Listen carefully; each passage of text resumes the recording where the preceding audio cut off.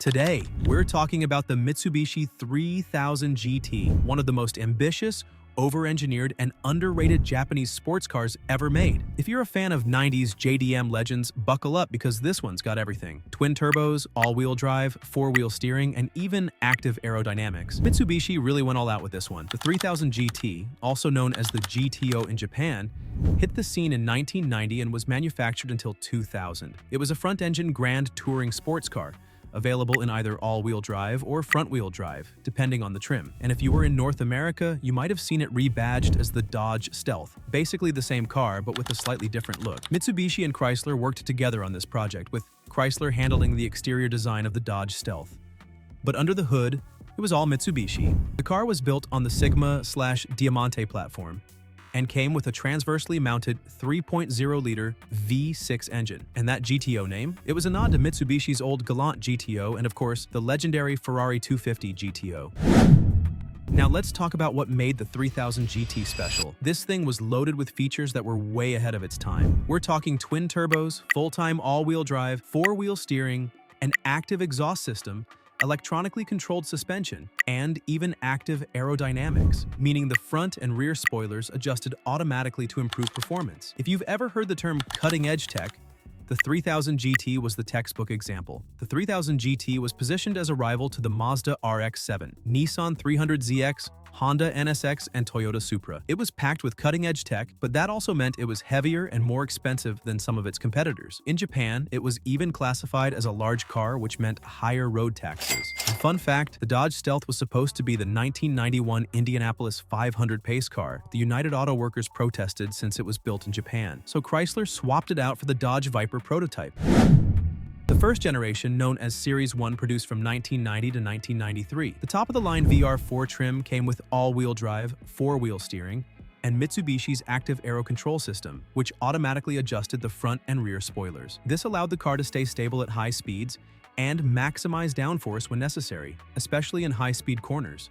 The car had a drag coefficient of 0.33, meaning it was pretty aerodynamic for its time. Dodge's version, the Stealth, had some visual differences, like a unique front bumper with a crosshair design, a different B-pillar and quarter window, and a crescent-shaped rear spoiler. It also didn't get the active aerodynamics, which meant it didn't have the same level of high-speed stability and efficiency as the 3000 GT VR4. In 1993, Mitsubishi upgraded the engine crankshaft to a forged 4-bolt main, but early 1993 models still had the weaker cast crankshaft, which could be a concern for performance enthusiasts pushing the car to its limits. If you were shopping for one in North America from 1991 to 1993, your options included the base 3000 GT SL and Stealth ES with a 3.0-liter V6 generating 222 horsepower, and the VR4 or RT Turbo, which featured a twin-turbo 3.0-liter V6 delivering 300 horsepower and 307 foot-pounds of torque. Transmission choices consisted of a 5-speed get-rag manual or a 4-speed automatic, though the turbo models were only available with a manual. The VR4 boasted full-time all-wheel drive with a viscous limited slip differential, four-wheel steering, and Z-rated 17-inch tires. European models had a few differences, like larger turbos running 13 psi of boost, while US models had smaller turbos at 9 psi. Power was technically the same,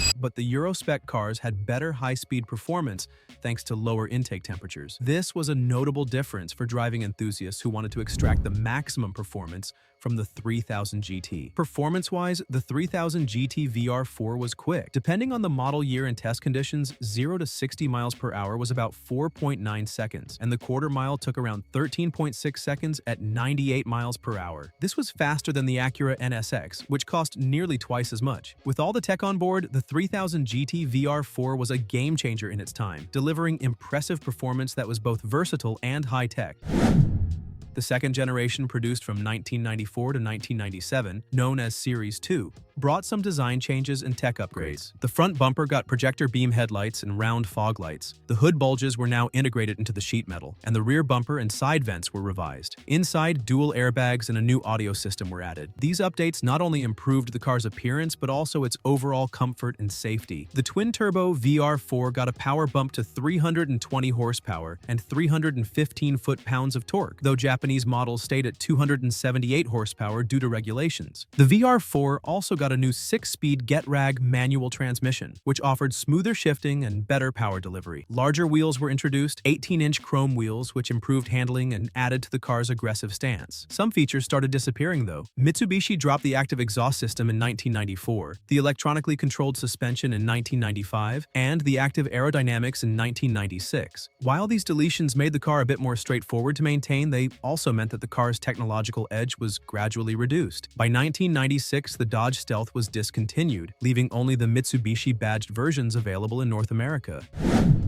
The third generation, or Series 3, of the Mitsubishi 3000GT, made from 1998 to 2000, marked the final chapter for this legendary model. During this period, Mitsubishi made subtle but important updates to the 3000GT, focusing on refining the car's design and technology. In terms of power, the VR4 model retained its 320 horsepower and 315 foot-pounds of torque, but Mitsubishi introduced a more refined version of the active aerodynamics system, albeit in a simplified form compared to earlier generations. The overall focus shifted toward improved handling and a more polished driving experience, with minor tweaks to the suspension and chassis. The Series 3 saw the introduction of some modern amenities, like a redesigned interior with higher quality materials, updated audio systems, and improved safety features. However, the complex technology that made the 3000GT so advanced in earlier years continued to face challenges in reliability, and Mitsubishi made efforts to simplify maintenance requirements without sacrificing too much performance. In 2000, Mitsubishi made the decision to end production of the 3000GT, bringing an end to a high-tech, high-performance era for the brand. While the Series 3 didn't introduce groundbreaking new features, it marked the car's final opportunity to compete in an increasingly tough sports car market. The 3000GT VR4 remained a formidable machine, but as technology and design philosophies evolved, its time had come. As with the earlier models, the Series 3 3000GT VR4 is now a rare collector's item, with enthusiasts appreciating the car's refinement, the evolutionary improvements made to the driving experience, and its role in the history of Japanese performance cars.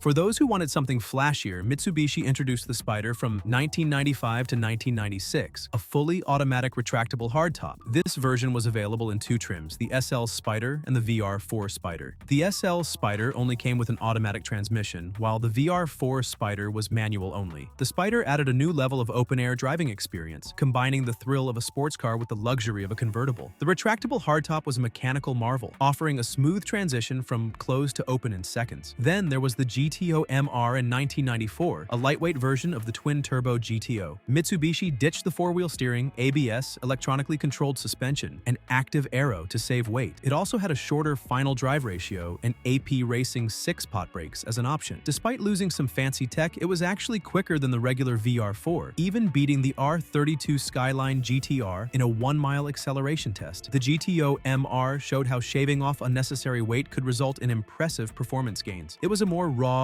unfiltered driving experience, but one that appealed to enthusiasts looking for an even sportier version of the 3000GT. So why didn't the 3000GT become as iconic as the Supra or RX-7? Well, it was complicated, literally. The car was packed with technology, which meant maintenance could be a nightmare. The complex all-wheel drive system, four-wheel steering, and active aero were all wonderful when they worked, but when things went wrong, repairs could be costly and time-consuming. It wasn't the most user-friendly car to own in the long term, and for many, the complexity of the car outweighed its innovative features. Another factor was Mitsubishi's financial troubles at the time. As the 90s ended, Mitsubishi was struggling financially, so the 3000GT was discontinued in 2000. While the car was an engineering marvel, the market just didn't respond the way Mitsubishi had hoped. The car was ahead of its time, but in some ways, it was too much for most buyers to handle. The technology was expensive to maintain, and the car's weight and size made it less agile than some of its competitors like the lightweight Mazda RX-7 or the more compact Toyota Supra. But even today, the 3000GT remains one of the most advanced and underrated Japanese sports cars ever made. It had insane performance, cutting-edge features, and a presence like no other. If you've got one, hold on to it. These cars have become increasingly rare, and as time goes on, their value continues to rise among enthusiasts who recognize the engineering prowess behind them. If you don't have one, good luck finding one for a decent price. The 3000GT, especially in its VR4 trim, has become somewhat of a collector's item. As it ages, fewer and fewer are available in good condition. condition, making it a car that you'll have to search long and hard for if you're hoping to own one. But for those lucky enough to find a well-maintained example, the 3000 GT VR4 remains a true icon of 90s performance. It's a car that embodies the spirit of that era, bold, daring, and ahead of its time. If you enjoyed this breakdown of the Mitsubishi 3000 GT, hit that like button and subscribe for more deep dives into legendary cars. Got a favorite JDM classic? Drop a comment below and we might cover it next. See you in the next one.